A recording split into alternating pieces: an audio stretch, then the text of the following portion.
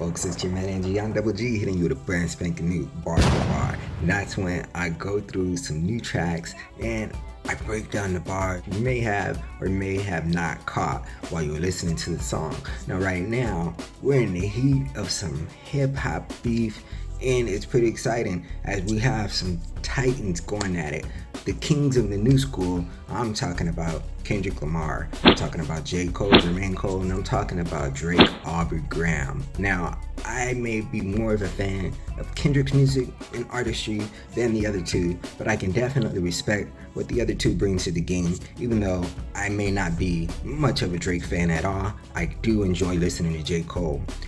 But we got some new tracks recently within the last couple weeks or so. I would say the last 2 weeks, where Future and Metro Boomin dropped their collaborative project called We Don't Trust You, and it features a track on there with Kendrick Lamar and a surprise guest verse on a song called Like That, where he's taking direct shots responding to the verses that J. Cole and Drake dropped on Drake's last album, For All the Dogs.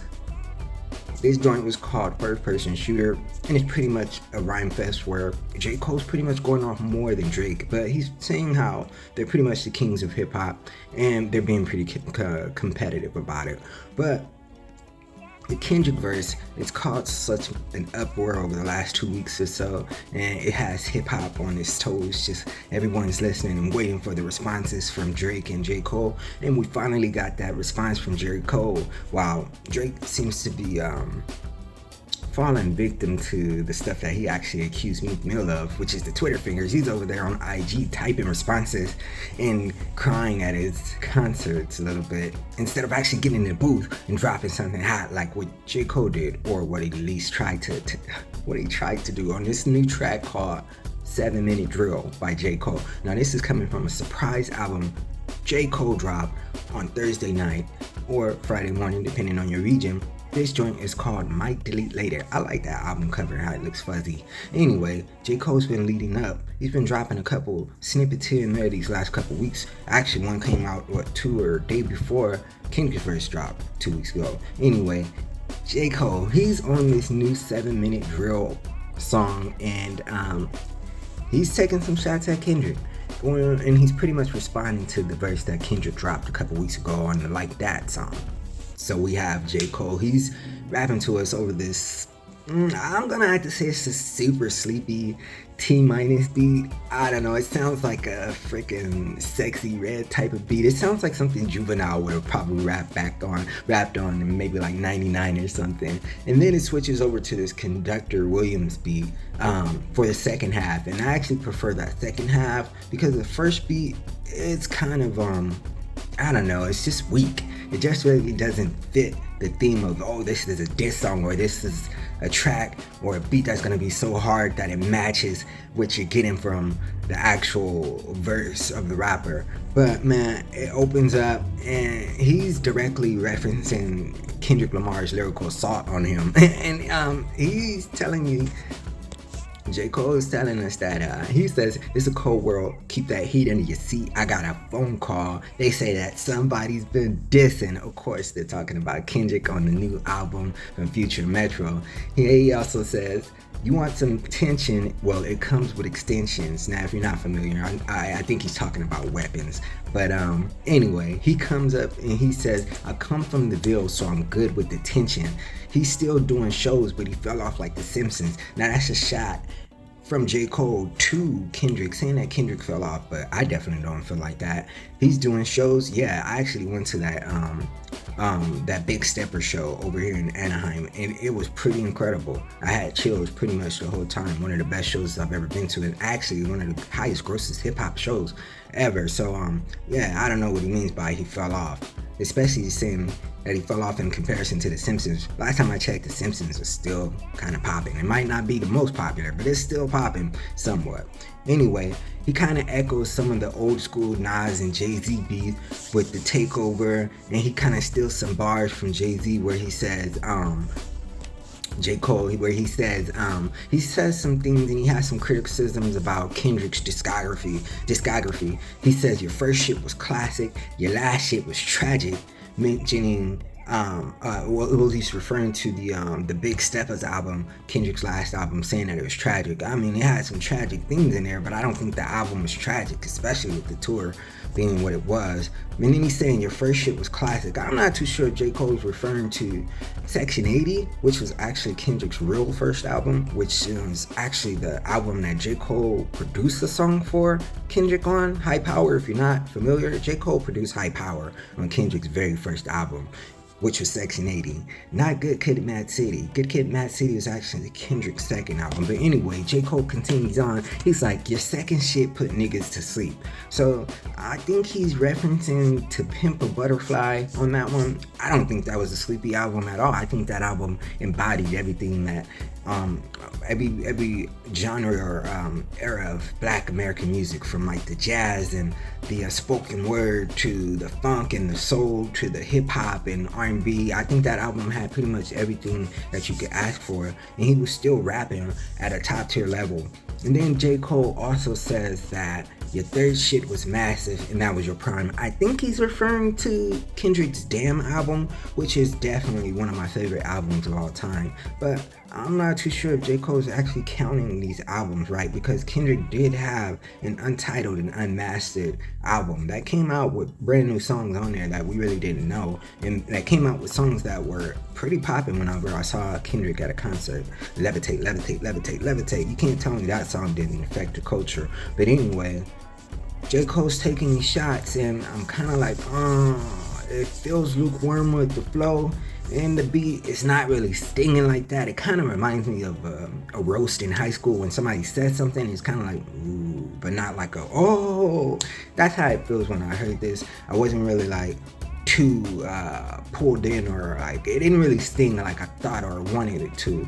Anyway, J. Cole continues on. He says, the funny thing about it, bitch, I don't even want the prestige. Fuck the Grammys, cause them crackers, they never done nothing for me.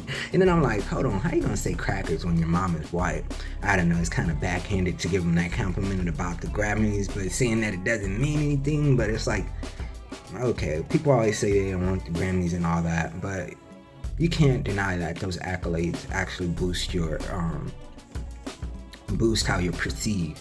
Anyway, Cole continues on. He's talking about Kendrick only averages one hot verse every 30 months or something like that. I'm like, oh, okay. Kendrick doesn't drop a lot of music consistently like every year, but whenever Kendrick drops, it is quality. It's high quality. It's probably the highest quality of hip hop music that you can get. So I'm not on board with him taking a shot, because it doesn't really hold up much value to me, because Kendrick might drop the least out of the three, but when Kendrick drops, it's a moment in hip hop, it's a moment in the culture, and it affects how people perceive that whole big three thing, and it brings him back into the conversation when people start to write him out because of his inconsistency or him going ghost. I don't really care about somebody going ghost for a while if they come back with something that's extremely fire or something that's completely undeniable. And I can't really say that J. Cole's done that every time he's come back with something new.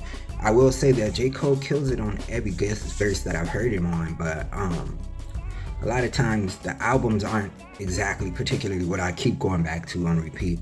I like 1 to maybe like 5 songs on his albums, and I'll keep those. But anyway, J. Cole, he keeps firing off at Kendrick, and he says if he wasn't dissing me, saying pretty much if Kendrick didn't drop that recent verse on the Like That song with Future, that we wouldn't be discussing them. He kind of whispers it, and it kind of gives off this tone that he didn't really want to say it.